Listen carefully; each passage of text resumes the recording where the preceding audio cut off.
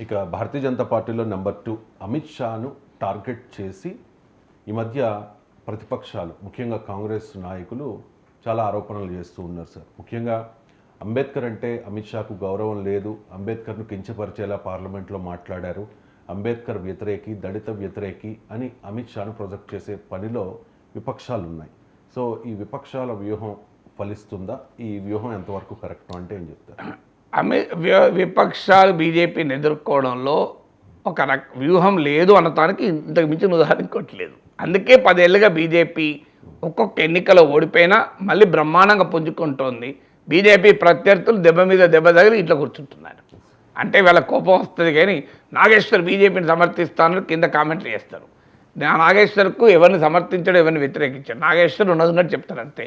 నాకు వేరేది ఏమీ లేదు, నాకేం బీజేపీని కాదా కాంగ్రెస్ కాదు. సింపుల్ మీకు గమనించండి, బీహార్ 2014లో మోడీ గెలిచాడు, 2015లోనే బీహార్లో ఓడిపోయాడు, 2015లోనే ఎల్కే అద్వానీ, మురళీ మనోహర్ జోషి లాంటి వాళ్ళు కూడా ఈ ఓటమి పైన బీజేపీలో ధిక్కార స్వరాలు వినిపించారు. ఏం జరిగింది? మళ్ళీ మోడీ పుంజుకున్నాడు, మళ్ళీ పవర్ఫుల్గా పైకి లేచాడు.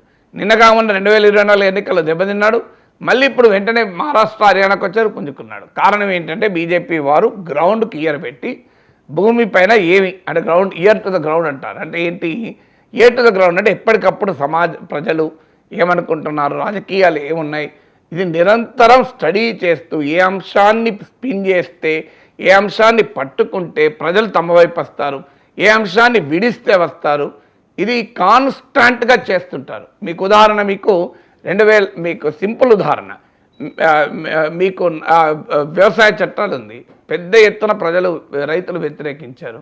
ఏ టైమ్ హస్ కమ్, మోడీ బయటకు వచ్చాడు, క్షమాపణ చెప్పాడు, మాఫీ మాంగరా అన్నాడు, వ్యవసాయ చట్టాలు వెనక్కి తీసుకున్నాడు. కంప్లీట్ దాని పట్ల ఉన్న వ్యతిరేకత నుంచి బయటపడటానికి అవకాశం వచ్చింది. రెండవ ఉదాహరణ, రాజ్యాంగము, రిజర్వేషన్లను ఎత్తేస్తారు. ఈ నరేటివ్ 2024 ఎన్నికల్లో బాగా ప్రభావం చూపింది. ఉత్తరప్రదేశ్, రాజస్థాన్, హర్యానా లాంటి రాష్ట్రాలు దెబ్బతిన్నాడు, కంప్లీట్గా దాన్ని మార్చేసుకోగలిగారు. మళ్ళీ ఇప్పుడు 2024 హర్యానా, మహారాష్ట్ర ఎన్నికల్లో గెలవగలిగారు.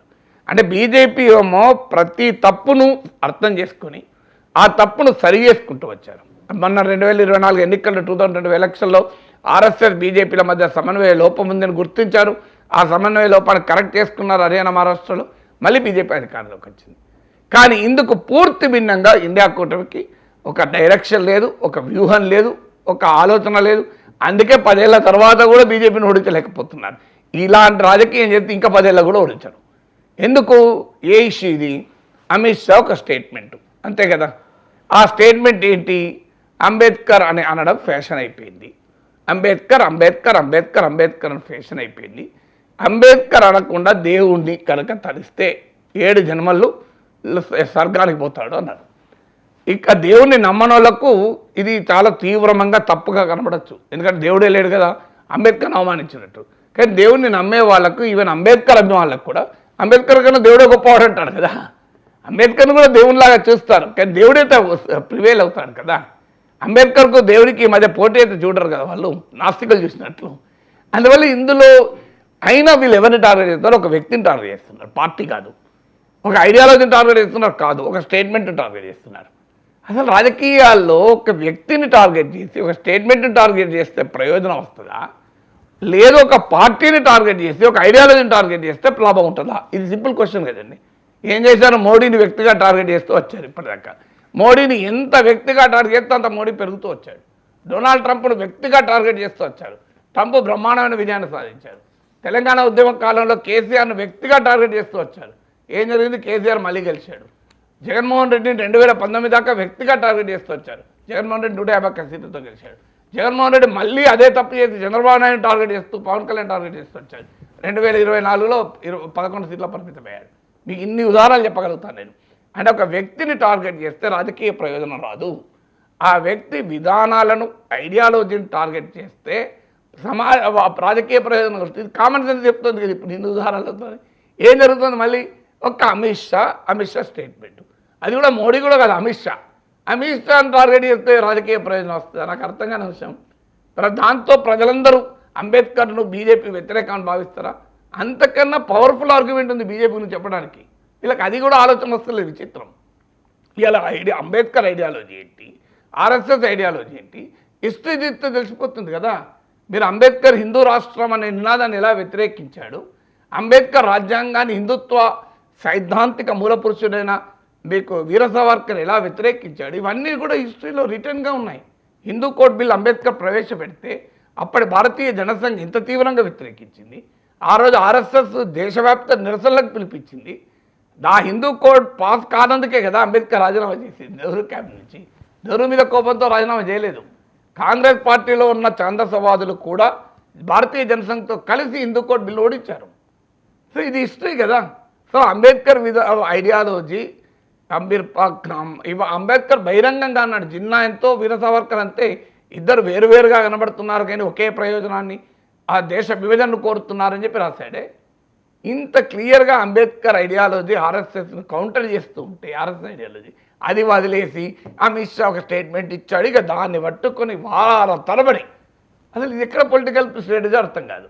ఒక వ్యక్తిని ఒక స్టేట్మెంట్ను టార్గెట్ చేస్తే ప్రజలు మ్యాక్సిమం అయితే ఏమనుకుంటారు, అమిత్ షా అట్లా అనాల్సింది కానుండే అనుకుంటారు, లేదా తొందరపాటులో మాట దొరలాడు అనుకుంటారు, లేదా అమిత్ షాకు మాత్రమే అంబేద్కర్ పైన కాస్త గౌరవం లేదు కానీ భారతీయ జనతా పార్టీ చాలా గౌరవం, ఆర్ఎస్ఎస్కు చాలా గౌరవం అనుకుంటారు, అంతే కదా. అమిత్ షా తప్పు చేశాడు అనుకుంటారు మ్యాక్సిమం అయితే, అంతకన్నా ఎక్కువ ఏమనుకుంటారండి, చాలా ఏదో నోరు జారాలే అనుకుంటారు. దీనివల్ల ఏమైనా ఉపయోగం ఉంటుందా? దానికన్నా కోర్ ఐడియాలజీని అటాక్ చేసి what does Ambedkar represent, what does RSS represent, అసలు భారత రాజ్యాంగం పైన ఆర్ఎస్ఎస్ అభిప్రాయాలు ఏంటి, అప్పుడు ఆర్గనైజర్ పత్రిక చదివితే అర్థమవుతుంది, అప్పుడు శ్యామప్రసాద్ ముఖర్జీ లెక్చర్ చూస్తే అర్థమవుతుంది. భారతీయ జనసంఘ నాయకుడు శ్యామప్రసాద్ ముఖర్జీ హిందూ కోడ్ బిల్లు వ్యతిరేకించలేదు ఆ పార్లమెంట్లో.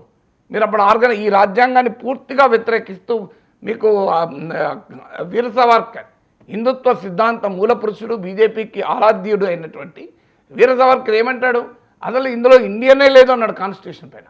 అంబేద్కర్ నాయకత్వంలో రచించబడిన భారత రాజ్యాంగంలో అసలు భారతీయతే లేదు అన్నాడు. Nothing Indian in this Indian constitution. అందువల్ల భారతీయులకు మనము తరతరాలుగా మన ఆచారాలని, ఆలోచనల్ని, సాంప్రదాయాలని, మన సంస్కృతిని పునాదులుగా ఉన్నటువంటి మనుస్మృతే చట్టంగా ఉండాలి, రాజ్యాంగం కాదు అంబేద్కర్ రాజ్యాంగం తీసిపడేయండి అన్నాడు సావర్కర్. అరే ఇదయ్యా జనానికి చెప్తే అంబేద్కర్కు బీజేపీ వ్యతిరేకం అనే నరేటివ్ మీరు బిల్లు చేయదలుచుకుంటే, అంబేద్కర్కి ఆర్ఎస్ఎస్ వ్యతిరేకము ఐడియాలజికల్గా నరేటివ్ బిల్లు చేస్తే వీర సావర్కర్ ఏమన్నాడు, భారత రాజ్యాంగం అంబేద్కర్ రాజ్యాంగం పనికిరాదన్నాడు, అంబేద్కర్ రాసిన రాజ్యాంగాన్ని తీసి పడేయండి, మనుస్మృతి పెట్టండి అన్నాడు. అది కదా కౌంటర్ చేయగలిగింది.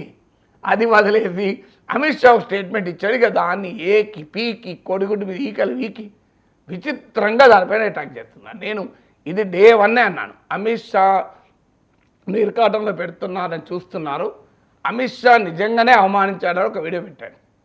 తర్వాత అసలు అమిత్ షాని ఎవరు అవమానించారు అని ఈ హిస్టరీ మొత్తం చెప్తూ ఒక వీడియో పెట్టాను. విచిత్రం ఏంటంటే కొంతమంది సెక్యులర్ వాదులు, సాంప్రదాయ వామపక్షవాదులు నాగేశ్వర్ క్రెడిబిలిటీ కోల్పోతున్నాడు అని నా మీద కింద కామెంట్లు పెట్టారు. ఏం క్రెడిబిలిటీ కోల్పోయారు? మీరు క్రెడిబిలిటీ కోల్పోయింది. ఏ అంశాన్ని పట్టుకుంటే ప్రజల్లోకి వెళ్తారో తెలియక భారతీయ జనతా పార్టీ గెలుపుకు కారణమవుతున్నారు కదా బీజేపీ ప్రత్యర్థులు. ఇది చెప్తే వాళ్ళకి అర్థం కాదు, అందుకే ఇంక 20 ఏళ్ళు ఓడిపోతారు. ఇట్లనే ఓడిపోనియండి, నాదేం పోతుంది. అయ్యా మీకు ఏ అంశాన్ని పట్టుకుంటే ప్రజల్లోకి ప్రభావం ఉంటుందనేది అర్థం కాకపోతే, మీకు అర్థం కావడం లేదని చెబితే కోపం వస్తే నేనేం చేస్తానండి. కనబడుతుంది కదా రిజల్ట్. 2014 నుంచి ఎన్ని ఎన్నికలు జరిగిన లెక్కలు తీయండి, ఎన్ని ఎన్నికల్లో బీజేపీ గెలిచింది, ఎన్ని ఎన్నికల్లో బీజేపీని ప్రత్యర్థులు ఓడించారు లెక్కలు తీయండి. 70% ఆఫ్ ఎలక్షన్ పైన బీజేపీ గెలిచింది. భారత రాజకీయ చరిత్రలో కాంగ్రెస్ ఆధిపత్యం పోయాక ఎప్పుడన్నా ఈ ఫినామినన్ ఉందా?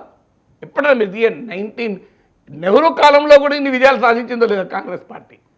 అంటే నెహ్రూ కాలంలో అంటే ఆ 60s మిడ్ 60s వరకు బహుశా నెహ్రూ కాలంలో సాధించుంటారు. అప్పటికి ఒక్క పార్టీ ఉంది, ప్రధాన పార్టీ కాంగ్రెస్ ఉంది కనుక.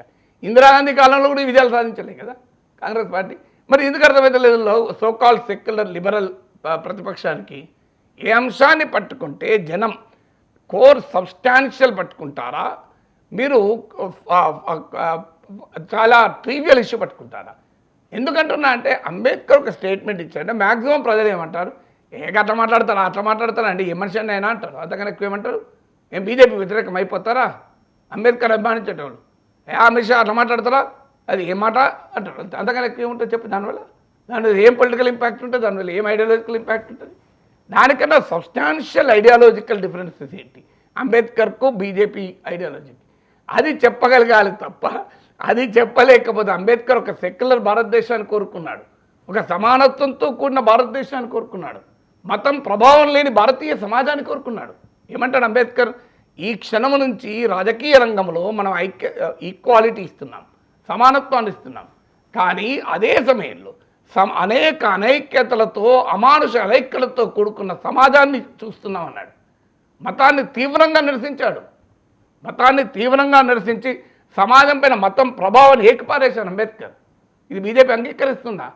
సమాజము మతం కలిపి చూసే భారతీయ జనతా పార్టీ ఇక్కడ అసలు మతం వల్ల సామాజిక అసమానతలు ఉన్నాయి, అమానవీయమైన అసమానతలు ఉన్నాయని చెప్పిన అంబేద్కర్ ఎక్కడండి? బోలికెళ్ళలేదు కదా. అసలు హిందూ రాజు అనే దాన్ని వ్యతిరేకించాడు అంబేద్కర్. మరి ఇదంతా ఈ హిస్టరీలోకి వెళ్ళకుండా ఒక స్ట్రాటజిక్ బ్యాంక్రప్సీ అంటారు, అంటే వ్యూహాత్మక దౌర్బల్యం బీజేపీ ప్రత్యర్థుల్లో ఉండడం వల్లనే బీజేపీ ఇన్నిసార్లైనా మళ్ళీ గెలుస్తుంది. అది ఇప్పటికే అర్థం కాదు. ఒక 15 రోజుల నుంచి లొల్లి చేస్తారు. అమిత్ షా ఇట్లా అన్నాడు. అసలు అంబేద్కర్ ఐడియాలజీ బీజేపీ ఐడియాలజీ ఏంటో వివరించి చెప్పే కెపాసిటీ లేకుండా ఆ వ్యూహాత్మక రచన చేతకాకనో తెలియదు.